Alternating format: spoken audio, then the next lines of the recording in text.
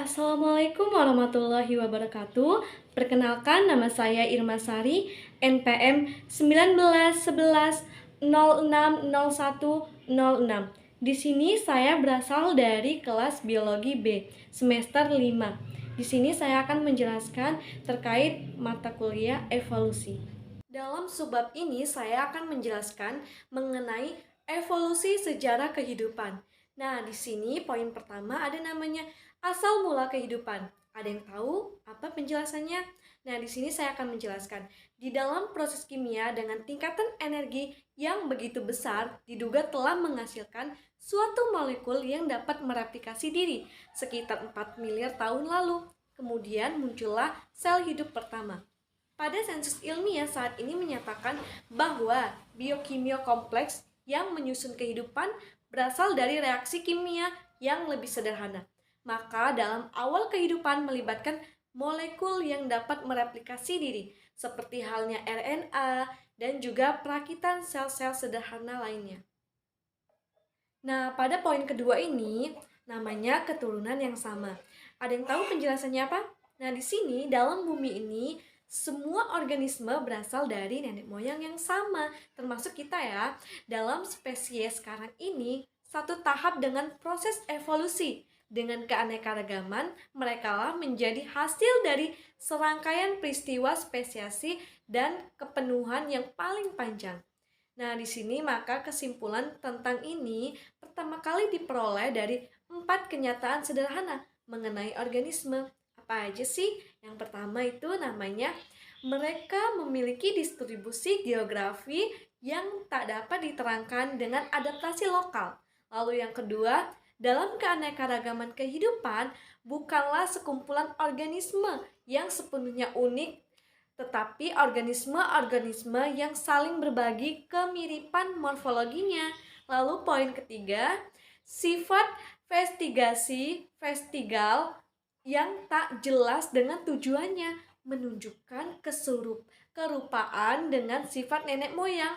Dan terakhir, di mana organisme dapat dikelompokkan menggunakan kemiripan menjadi satu hierarki kelompok dari persekutuan mirip dengan pohon keluarga. Tetapi riset menunjukkan loh adanya transfer gen horizontal, yaitu pohon kehidupan yang mungkin lebih kompleks daripada cabang pohon yang disebabkan beberapa gen telah menyebar secara independen antara satu spesies yang berkerabat jauh. Nah, di sini spesies dahulu juga telah meninggalkan rekam jejak tentang sejarah evolusinya. Nah, fosilnya ini bersama anatomi komparatif dari organisme saat ini telah menyusun rekam morfologi ataupun anatomi tentang hal ini loh. Nah, dengan membandingkan anatomi spesies yang ada saat ini dengan spesies yang sudah punah, Paleontologi One dapat melacak garis keturunan spesies. Tetapi pendekatan ini paling cocok digunakan untuk organisme vertebrata ya.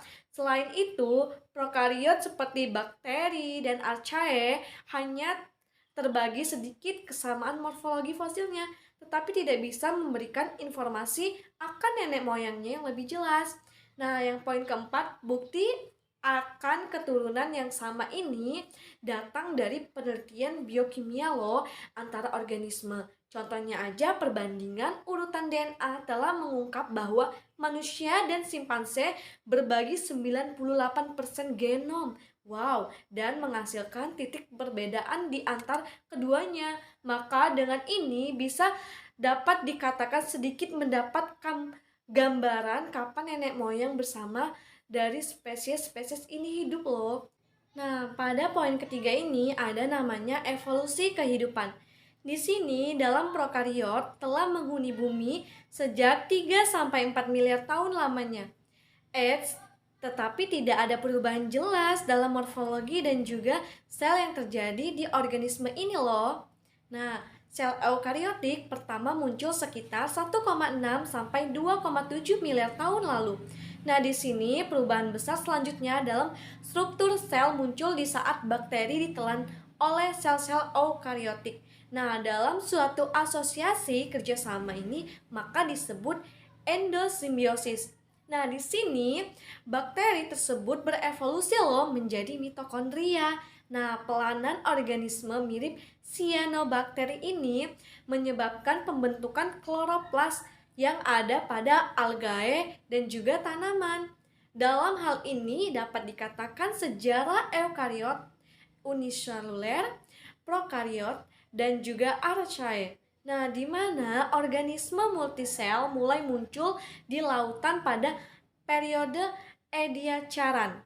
Nah, di sini evolusi multiseluler terjadi dalam berbagai organisme seperti halnya alga coklat, lalu cyanobacter, jamur lendir, dan lain sebagainya. Nah, di sini tidak lama setelah munculnya organisme multisel pertama ini, maka keanekaragaman biologi dalam jumlah yang begitu luar biasa ini muncul selama rentang waktu 10 juta tahun lalu, dan ada suatu kejadian yang disebut namanya ledakan Kambrian. Nah, di sini mayoritas tipe hewan modern muncul dalam rekam fosil. Demikian juga loh adanya keturunan yang akhirnya juga punah. Ada yang tahu nggak sih sekitar 500 juta tahun lalu tanaman dan juga fungi berkoloni di darat serta juga arthropoda dan juga hewan-hewan lainnya. Nah, tetapi di sini serangga tidak terkena adanya ledakan dari Kambrian tersebut loh. Wow, luar biasa ya. Nah, di sini amfibi pertama muncul sekitar 300 juta tahun lalu diikuti oleh amniota, lalu juga ada namanya mamalia sekitar 200 juta tahun lalu juga burung sekitar 100 juta tahun lalu.